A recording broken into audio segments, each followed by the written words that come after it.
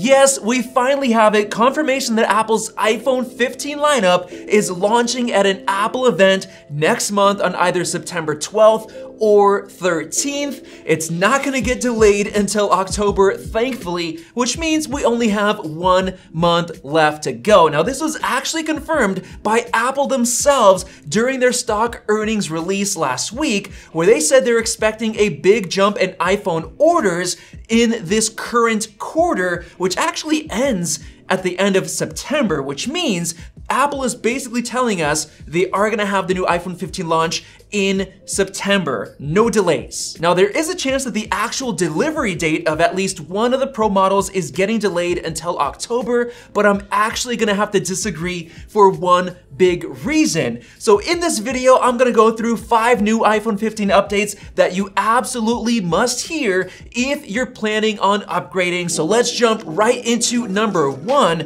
which is a huge report that confirms why I disagree on the Pro model delay reports. Update 1 is actually a really big and important update about the chip yield of TSMC's brand new 3nm chip technology, and apparently it's doing very, very well, up to 80% yield right now, which is a lot better than the previous report that was actually very worrying of only 55% yield. And that's so terrible that we all thought we're gonna be getting these delays, but they have improved it. And on top of that, it's also been said that TSMC is now gonna be covering the cost of chip defects for Apple, which is gonna save Apple a ton of money. And of course, they're only doing this because Apple is their #1 customer and they're making deals to make them happy and improve Apple's profit margins to ensure that they can keep ordering chips every single year.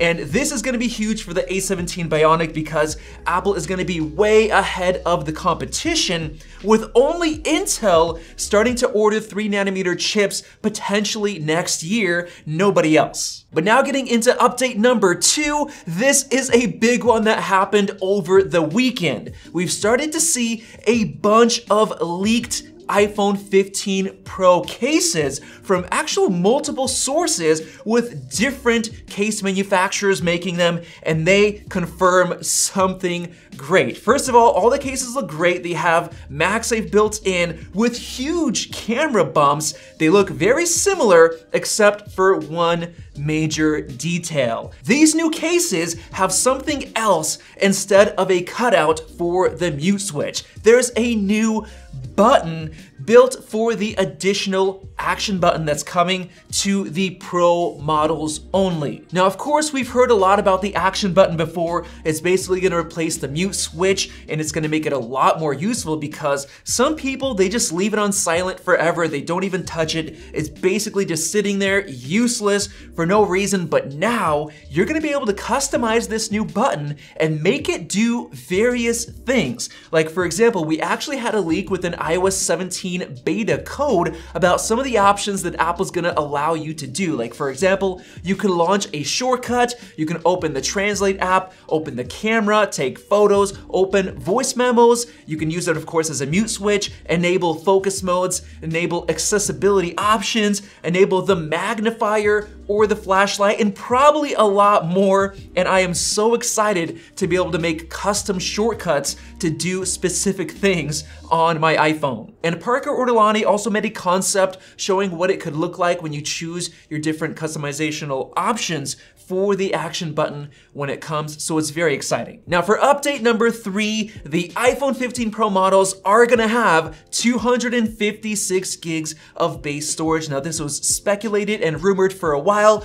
but now it seems like it's gonna happen for real, and it actually makes sense because of all of the talk about the price increases, because right now, just going from the regular 128 gig 14 Pro to the 256 is $100. So it makes sense to increase the price. And on top of that, we're also gonna be getting a massive 2 terabyte option for the first time on the Pro models. Now, these leaks and rumors come from a Korean blogger, UX1122, who said that he has information from Apple suppliers, and there's also another user on Weibo who also confirmed this, but it could be a little bit sketchy because we don't know his his track record, but to me, I think it makes sense for a couple of reasons. The Pro models have been at 128 gigs of base storage since the iPhone 12 Pro, and now that the regular 14 models also have 128 gigs, it makes sense for the Pro models to be differentiated in one more way to help boost demand for the Pro models over the regulars, which Apple is trying to do. On top of that, right now, Apple is making crazy good profit margins on the storage, so why not add another 2 TB option that's gonna be insanely expensive, and it's gonna help Apple boost profit margins during these slow economic times. And some people, they just buy the craziest option just because they have the money and Apple's gonna benefit. And that, of course, is very important right now because Apple just admitted that iPhone sales demand has been weak recently, dropping year over year in terms of sales and revenues. So right now they're looking for ways to boost their profits. Now getting into update number 4, we recently started getting a lot of different concept renders showing off the difference in bezel thickness of the upcoming iPhone 15 Pro models compared to the current 14 Pro and previous models. And let me tell you, these new bezels are insane. Mark Gurman just confirmed that they're gonna be 1.5 millimeters thick, which is basically the thinnest bezels on any smartphone ever. And looking at them, it's shocking how much of a difference there's gonna be compared to the 11 Pro. And keep in mind that these renders are based on official CADs, so they're likely gonna be very accurate. And Apple's actually using the same type of lipo technology that they use for their Apple Watches to reduce bezel thickness, and they're planning on doing the same thing for the iPad models as well, which may be why the upcoming iPad Pro models are gonna have slightly larger displays within likely the same chassis, which means thinner bezels. And now on to update number 5. We actually have some bad news for the iPhone 15 batteries. A few weeks ago, the Twitter or X user RGCloudS came out and claimed that the entire iPhone 15 lineup would feature new stacked battery technology, which would greatly improve the battery size of the entire iPhone 15 lineup,